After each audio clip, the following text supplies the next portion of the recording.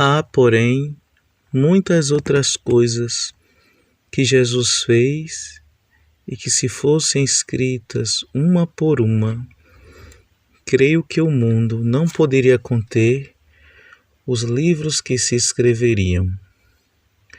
João capítulo 21, versículo 25. Em nome do Pai, do Filho e do Espírito Santo. Amém. Olá, meu irmão, minha irmã, sejam bem-vindos aqui no terceiro podcast do Café Expresso Católico. Neste mês de setembro, estamos meditando Jesus nas Escrituras. Eu sou Luciano Peixoto, membro do Apostolado de Evangelização Café Católico. Sendo assim, fixemos os nossos olhos no Senhor. Essa citação bíblica do evangelista São João já nos introduz para uma pergunta que vai ser o mote da nossa reflexão hoje. Por que Jesus fez milagres? Com o passar dos séculos, os judeus foram acreditando que o Messias viria de várias formas. Para muitos, ele viria como um grande profeta. Para outros, ele viria como um rei que iria destruir o Império Romano e restaurar a paz em Jerusalém. Mas veja, o que nosso Senhor fez foi vir de um modo próprio, de um modo segundo o coração do Pai. João Batista, quando estava encarcerado, teve dúvidas se Jesus realmente era o Messias. E João pede para os seus discípulos fazerem a devida pergunta a nosso Senhor. Tu és aquele que há de vir? Ou devemos esperar um outro? Mateus capítulo 11, versículo do 5 ao 6. E a resposta que nosso Senhor dá aos discípulos de João, para que eles possam levar o comunicado ao Batista, é uma resposta impressionante e amorosa ao mesmo tempo. Jesus diz assim: dizei a João, os cegos recuperam a vista, os coxos andam, os leprosos são purificados e os surdos ouvem. Os mortos ressuscitam e os pobres são evangelizados. E bem-aventurado aquele que não fica escandalizado por causa de mim. Essa frase, esse texto que Jesus diz como resposta aos discípulos de João, é um oráculo do profeta Isaías, que mostra muito bem como deveria ser o Messias, como deveria vir o Messias. A questão é que, com o passar do tempo, dos séculos, o povo escolhido de Deus foi perdendo essas características para se apoiar em ideias próprias, em ideologias. Nós sabemos que as ideologias são falsas. As ideologias podem até ter algum pilar de verdade, mas não conduz à verdade. Não é isso? E aqui a gente percebe uma outra característica. Deus se faz presente do jeito que Ele quer, não do nosso jeito. Muitas vezes nós queremos guardar Deus num pacote, embrulhar Deus num pacote do nosso jeitinho, da nossa maneira. E Deus não se faz compreensível do nosso jeito e nem da nossa maneira. Isso também acontece conosco, quando a gente não conhece a Deus. Quando ocorre alguma situação que a gente nem sequer esperava, a morte de um ente querido, um problema financeiro, uma situação desagradável, né? Como é que eu posso dizer? Um momento de secura espiritual, a gente pergunta: por que Deus permitiu que isso acontecesse comigo. E aqui está o X da questão. Deus não está para responder todas as nossas perguntas. Deus não é o nosso psiquiatra, nem o nosso psicólogo. Não. Deus está para nos conduzir a Ele. Talvez a pergunta mais ideal seja essa: para que Deus permitiu que isso acontecesse comigo? Para que eu pudesse crescer, para que eu pudesse me desenvolver, para que eu pudesse me tornar mais homem, mais mulher, para que eu pudesse me alargar no seu amor para com Ele. Então, precisamos entender que é necessário, para entrarmos numa intimidade com Deus, a gente se dobrar a Ele, a gente passar pelo processo de conversão, de metanoia.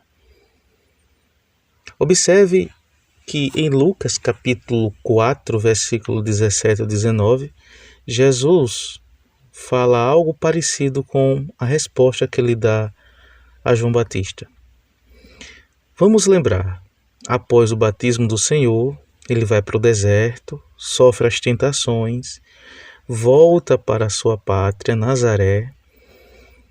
Lá ele entra na sinagoga, é dado a ele os pergaminhos do profeta Isaías e ele lê o seguinte texto: O Espírito do Senhor está sobre mim, porque ele me ungiu para evangelizar os pobres.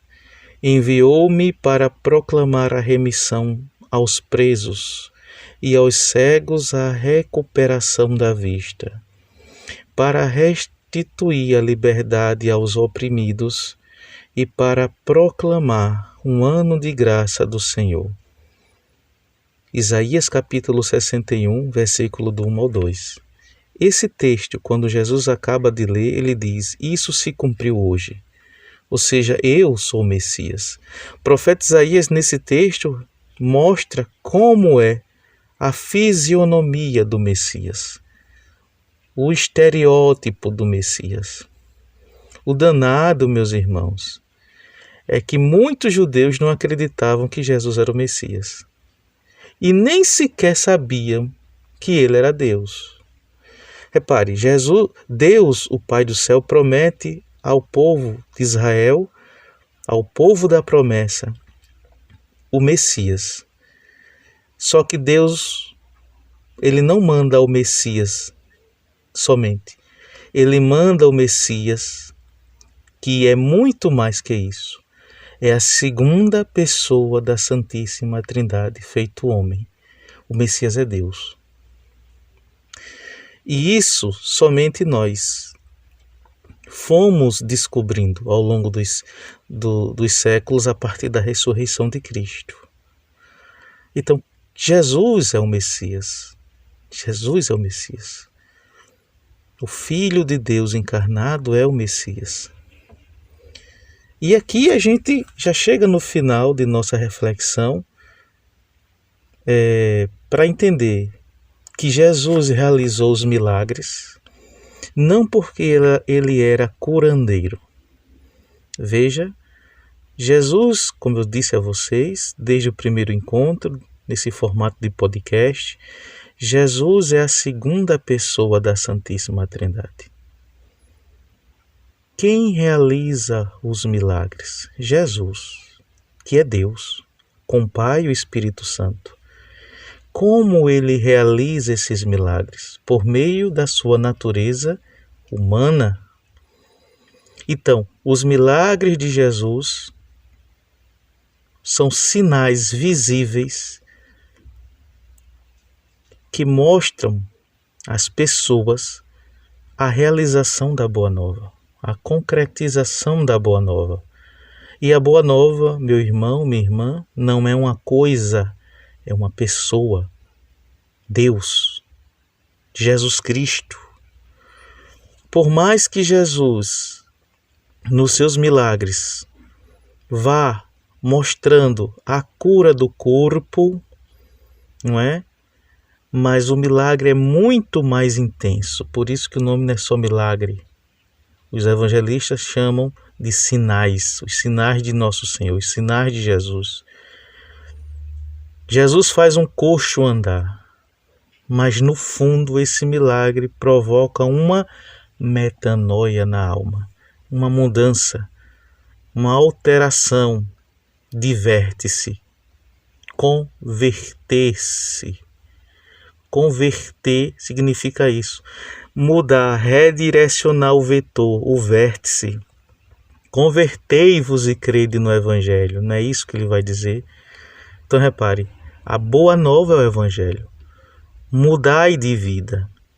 Você agora pode andar, mas agora você também pode proclamar que eu sou o Messias. É isso que nosso Senhor veio fazer com seus milagres. Não só curar o corpo, mas curar a alma. Isso fica muito claro em cada milagre que nosso Senhor realiza, mostrado nos evangelhos. E por último, dentro dessa reflexão, quando um santo, por exemplo, São Padre Pio de Pietrelcina, realizou um milagre aqui em vida, o Espírito Santo infundido dentro dele provocava pela ação divina esse feito. Em Jesus Cristo, não. Em Jesus Cristo, como Ele é Deus, Ele expressa a sua divindade por meio dos milagres, que perpassa a natureza humana. Mas, Luciano, você não disse no primeiro encontro, ou foi no segundo, que Jesus estava em estado quenótico, não tinha como ele usar sua natureza divina? Sim, ele não usou a natureza divina, mas ele é uma pessoa divina. E por ser Deus, essencialmente ser uma pessoa divina, ele pode fazer o milagre. O milagre não está condicionado à natureza em Jesus, mas na essência do seu ser, que é a pessoa. A proposta dessa semana, meu irmão, minha irmã, é que você possa meditar no Evangelho diário e perceber os milagres que Jesus vai atuando. E que naqueles milagres Ele está convidando você para fazer parte de uma cura espiritual, da cura do seu pecado de estimação, da cura de você ser uma pessoa mais resignada, da cura de você permitir as contrariedades do dia a dia e purificando a sua vida, o seu coração, da cura da língua, da cura dos pensamentos maldosos, e que nessa semana você possa meditar neste sentido e no final fazer uma oração pedindo que Jesus liberte você dos vícios, dos seus apegos, e que assim você possa redirecionar o seu coração a Ele. Ele que vive e reina pelos séculos dos séculos. Amém.